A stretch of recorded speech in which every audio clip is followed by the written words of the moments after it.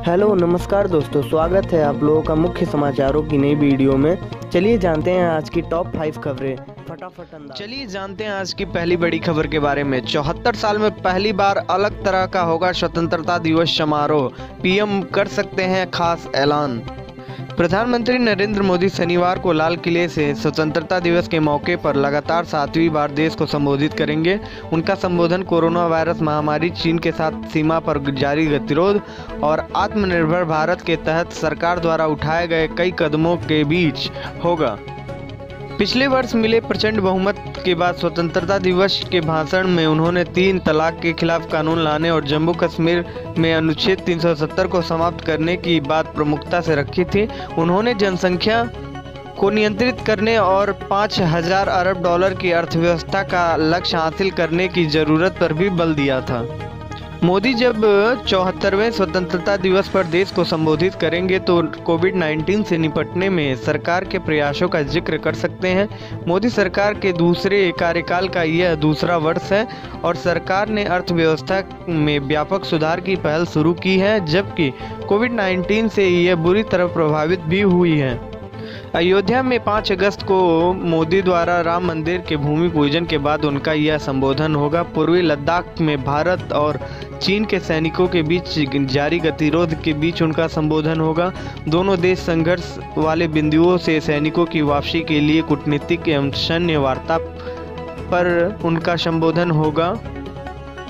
कई क्षेत्रों में और सुधार के उपायों की घोषणा भी कर सकते हैं, जबकि सरकार ने कृषि और रक्षा सहित विभिन्न क्षेत्रों में कई पहल की हैं ताकि आत्मनिर्भर भारत के लक्ष्य को हासिल किया जा सके। अगली बड़ी खबर डीआरडीओ से जुड़ी हुई आ रही है। डीआरडीओ ने विकसित किया ऐसा एंटी ड्रोन सिस्टम जो जासूस ड्रोन को मार गिराएगा।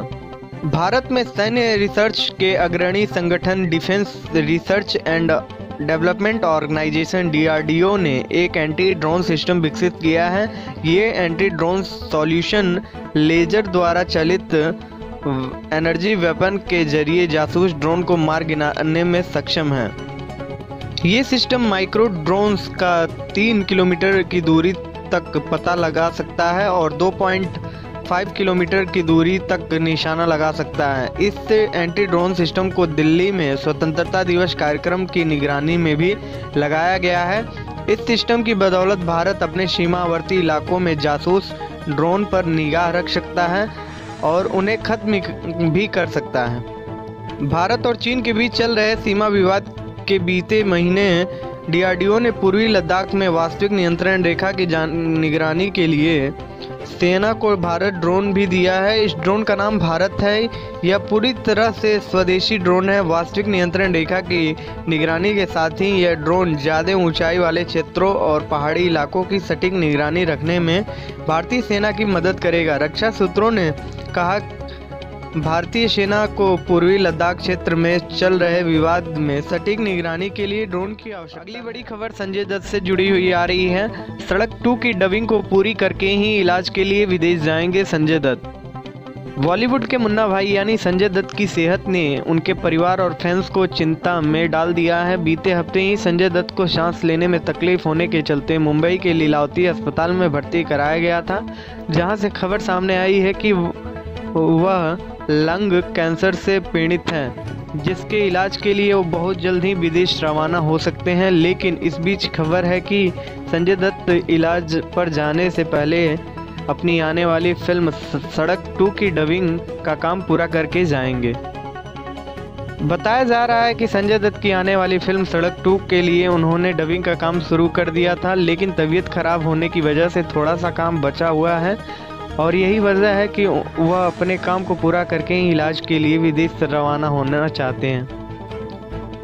संजय दत्त की आने वाली फिल्मों में सड़क 2 जो 28 अगस्त को रिलीज़ होनी है। इसके अलावा film Shamshera, KGF chapter 2, Prithviraj, Bhuj, the pride of India, Toorbaaz में भी नज़र आने वाले हैं। इनमें से कुछ फिल्में पूरी तरह से तैयार हो चुकी हैं, जबकि कुछ फिल्में ऐसी हैं जिनमें 40 से 60% तक काम बचा हुआ है।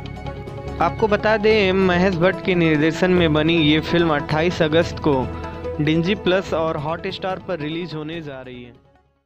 अगली बड़ी खबर सुशांत सिंह राजपूत से जुड़ी हुई आ रही है। ईडी ने जांच में पाया सुशांत के खाते से निकले 15 करोड़ पर रिया के अकाउंट में नहीं हुए ट्रांसफर।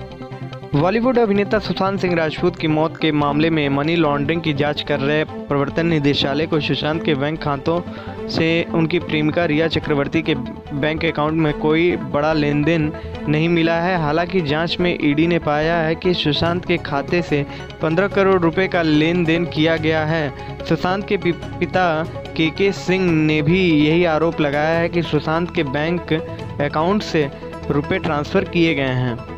ईडी के सूत्रों के मुताबिक अब जांच एजेंसी यह पता लगाने की कोशिश कर रही है कि सुशांत के अलावा उनके debit card, internet banking, credit card का इस्तेमाल और कौन कौन कर रहा था। उन्होंने कहा कि सुशांत के खाते से दूसरों के खाते में होने वाले लेन देन और उसके उद्देश्य का पता लगाने की कोशिश कर रहे हैं। एजेंसी ने कहा कि सुशांत के बैंक अकाउंट के माध्यम से किए गए भुगतान के तरीकों का अध्ययन करने के लिए एजेंसी सभी बैंकों से लेन देन का विवरण। अगली बड़ी खबर गलवान घाटी से आ रही है। गलवान घाटी की हिंसक झड़प में चीनियों से 17 से 20 घंटे तक लड़े थे जवान। 15 जून को हुई गलवान घाटी की घटना के 2 महीने बाद अब इंडो तिब्बत बॉर्डर पुलिस ने उस हिंसक झड़प के बारे में जानकारी दी है। आईटीबीपी ने कहा कि गलवान हिंसक झड़प के दौरान उसके सैनिक 17 से 20 घंटे तक चीनियों से लोहा लेते रहे। चीनी सैनिकों को आईटीबीपी के जवानों ने मुंह तोड़ जवाब दिया। बेहद ऊंचाई वाली जगहों का अनुभव होने की वजह से पैरामिलिट्री फोर्स ने जवानों को चीनी सैनिकों को तगड़ा जवाब देने में मदद मिली। आईटीबीपी की तरफ से कहा गया है कि हमारे जवानों ने चीनी सैनिकों को हर फ्रंट पर जवाब दिया है। कुल 294 आईटीबीपी जवानों के डायरेक्टर जनरल को प्रशस्ति पत्र देकर सम्मानित किया गया है। साथ ही 21 जवानों का नाम वीरता पुरस्कार के लिए सरकार के पास भेजा गया है।